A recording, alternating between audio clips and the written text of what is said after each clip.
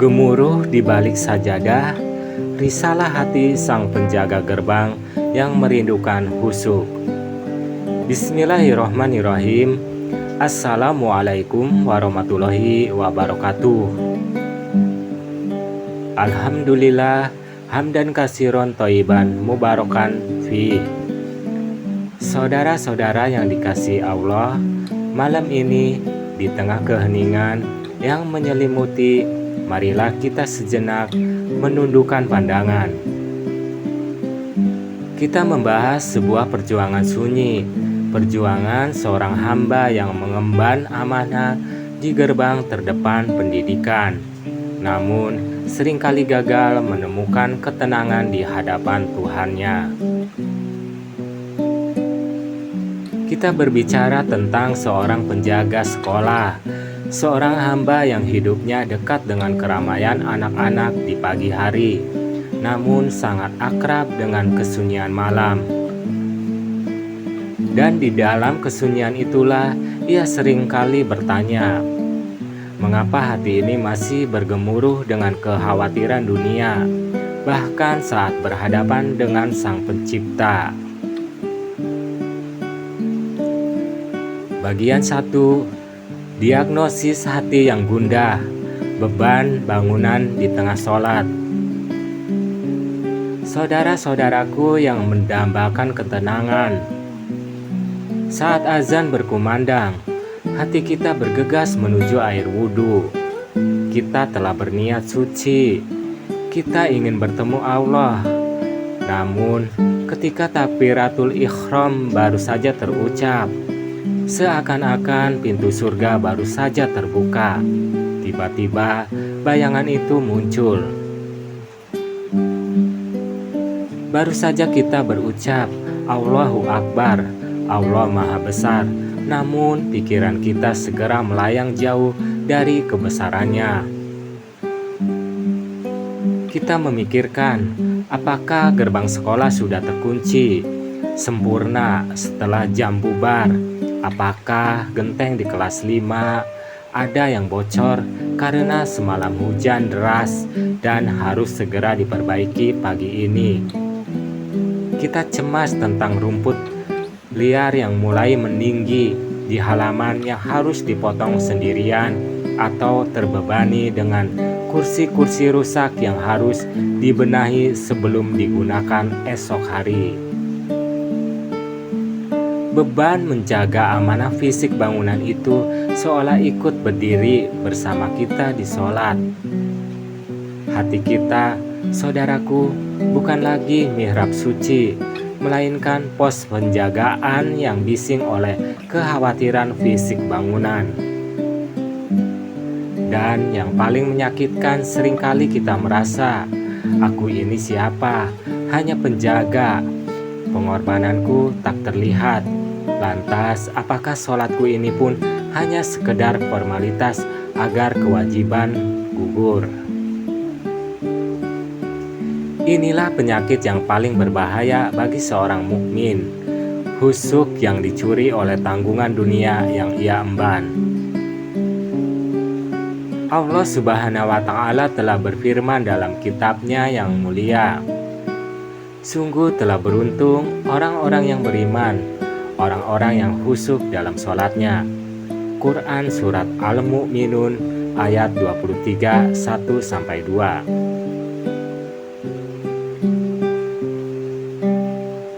Jika keberuntungan kita tergantung pada khusyuk, lantas bagaimana nasib kita yang terbebani oleh debu dan kunci-kunci sekolah?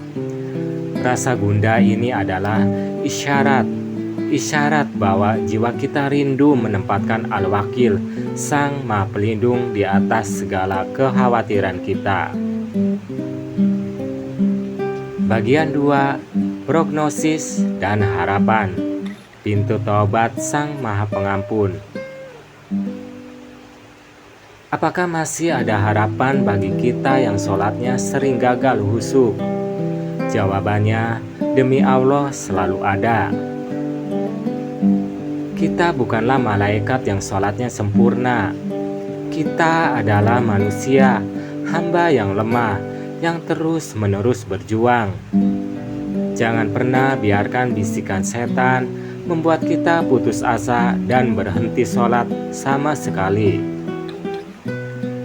Nabi kita yang mulia Muhammad SAW bersabda, amalan yang pertama kali dihisab dari seorang hamba pada hari kiamat adalah sholatnya.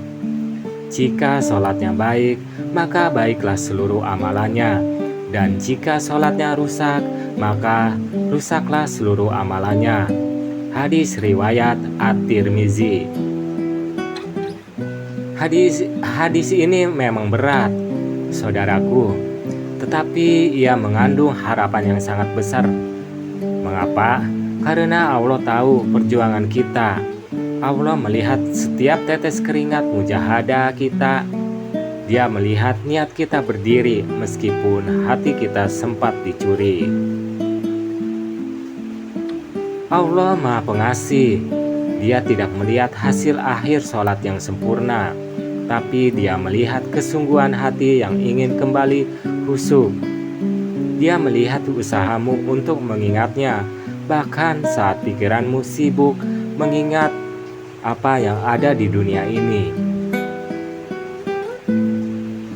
Jika kita datang kepadanya dengan langkah perlahan untuk memperbaiki sholat, sungguh Dia akan datang kepada kita dengan tergesa-gesa dalam pengampunan dan petunjuk. Bagian 3, terapi keseimbangan, menyelaraskan amanah dan tauhid. Lantas, apa yang harus kita lakukan agar amanah dunia dan akhirat bisa seimbang?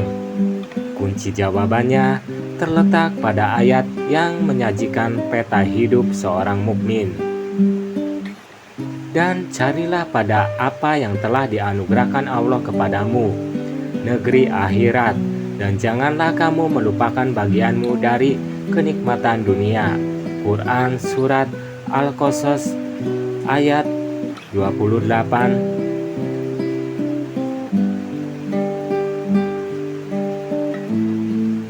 Saudara-saudaraku, keseimbangan sejati atau tawazun berarti melihat pekerjaan sebagai penjaga sekolah sebagai ladang ibadah.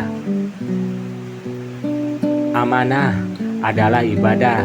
Setiap sapuan sapu, setiap kunci yang diketuk, setiap lampu yang dimatikan di malam hari adalah tugas yang bernilai akhirat.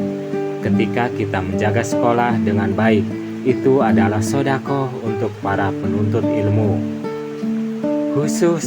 Khusyuk adalah penyerahan. Sebelum sholat, berbisiklah kepada diri sendiri, ya Allah, aku sudah berusaha menjaga sekolah ini sekuat tenagaku. Sekarang aku serahkan semua urusan genteng bocor, rumput liar, dan pintu yang rapuh kepada Engkau, ya Al-Wakil. Aku ingin 5 menit ini hanya milikmu. Ketika tugas penjagaan dunia telah kita niatkan untuk Allah, maka tugas sholat akhirat akan terasa ringan, karena keduanya berada di bawah naungan niat yang sama, mengabdi kepadanya. Bagian 4, langkah penemuan khusyuk dan doa penutup sunyi. Masih adakah harapan untuk menemukan cahaya khusyuk?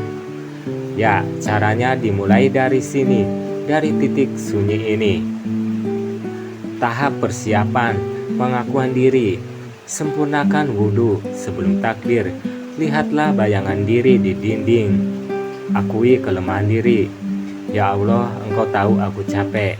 Engkau tahu pikiranku berat, tapi aku datang karena butuh Engkau. Jangan mengharapkan khusyuk datang tiba-tiba, tapi datanglah dengan kerinduan. Tahap sholat, memahami makna. Pelankan bacaan, terjemahkan setiap kalimat yang Anda ucapkan, terutama saat membaca Iyyaka na'budu wa iyyaka nasta'in. Hanya kepadamu kami menyembah dan hanya kepadamu kami memohon pertolongan.